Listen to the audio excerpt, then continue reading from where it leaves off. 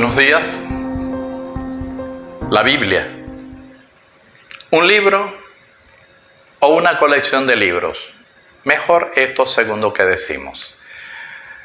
La palabra griega biblión, biblos, es la que da origen a este término de Biblia. Ta Biblia también se declina de esta manera.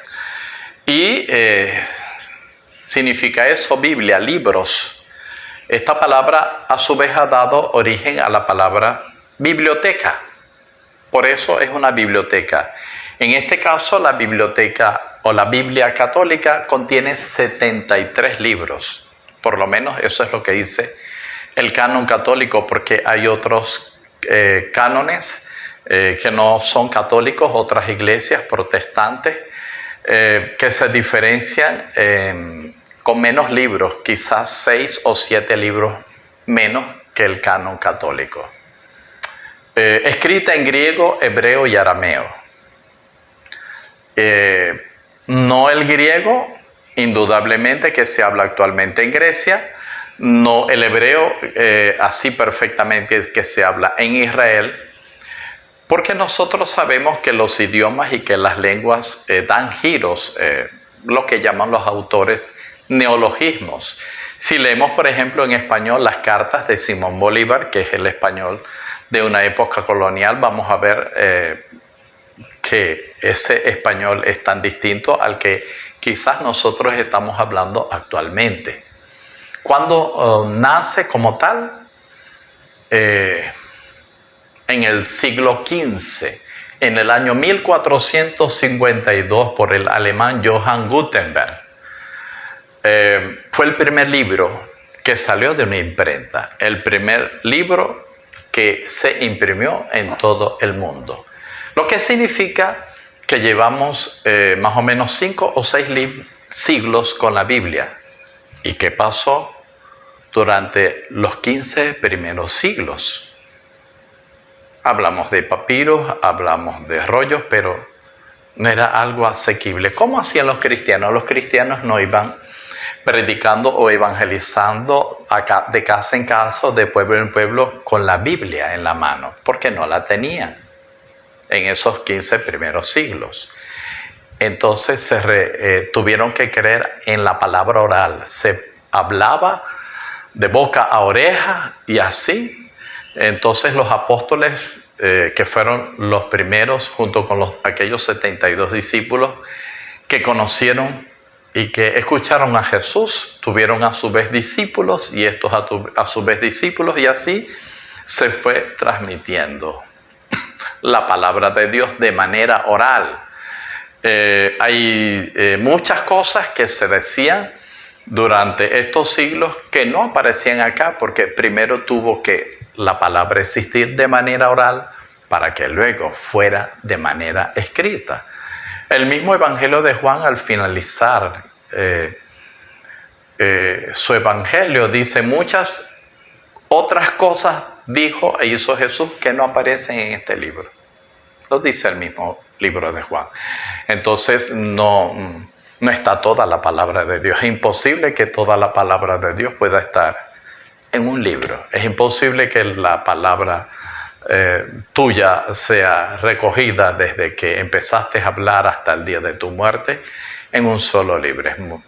Eso es imposible, mucho menos con Dios. Pero también es palabra de hombre, porque fue escrita por los hombres, inspirada por Dios y escrita por los hombres, y tenemos que descubrir qué hay de palabra de Dios y qué hay de palabra de hombres acá. Está dividida en Antiguo Testamento y Nuevo Testamento. Entonces aparece en el Antiguo Testamento primero los 5 primeros libros llamados del Pentateuco: Génesis, Éxodo, Levítico, Números, Deuteronomio. Muy probablemente se diga que es Moisés la fuente común del libro de los libros del Pentateuco. Se dicen que hay tradiciones de las que han dado origen a estos 5 libros primeros de la Sagrada Escritura: la tradición eloísta, la tradición yavista, la tradición sacerdotal.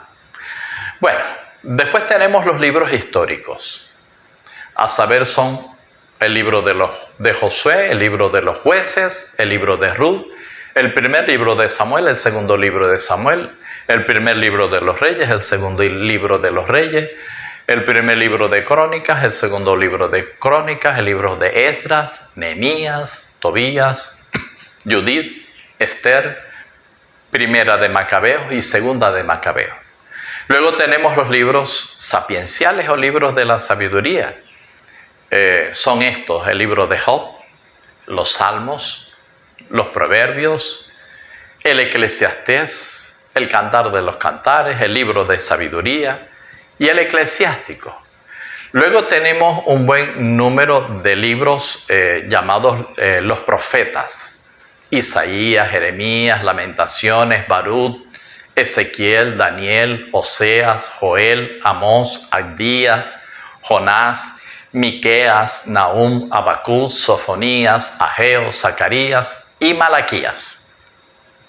Estos son los libros de los profetas. A veces se habla de profetas mayores y profetas menores. ¿En qué sentido? En que, bueno, sabemos que hay contenidos en Isaías, Jeremías, Ezequiel, ¿verdad? Mucho más que en un libro de Sofonías, de Ageo, y por eso se hablan de profetas mayores y de profetas menores.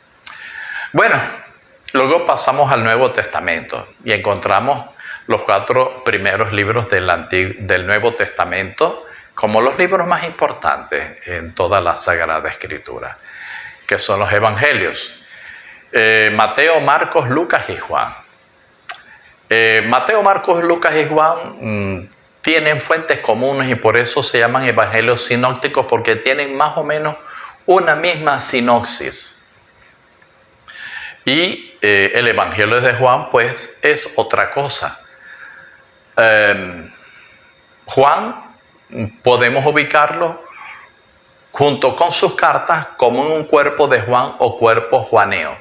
El Evangelio de Juan, la primera carta de Juan, la segunda carta de Juan y la tercera carta de Juan. Luego encontramos al libro de los Hechos de los Apóstoles y luego encontramos el cuerpo de Pablo o cuerpo paulino, que son todas las cartas de Pablo: la carta a los romanos, la primera carta a los corintios, la segunda carta a los corintios, carta a los gálatas, efesios, filipenses, colosenses, primera de tesalonicenses, segunda de tesalonicenses. Luego encontramos del mismo Pablo las llamadas cartas pastorales. Y algunos las han llamado así porque es consejo que se da para los pastores. Y son cartas enviadas a una persona: la carta primera de Timoteo, la segunda carta de Timoteo y la carta de Tito. Estamos hablando de sacerdotes, de obispos, de pastores. Se me había olvidado también la carta de Filemón a Filemón. Luego aparece la carta a los hebreos, de autor desconocido. Es una carta, se presume que es una carta escrita por alguien que pudo ser sacerdote por el vocablo que está allí manejando, que luego se convertiría de sacerdote judío a cristiano. Temas importantes en esta carta es el templo, el sacerdocio, el templo, el altar, la ofrenda.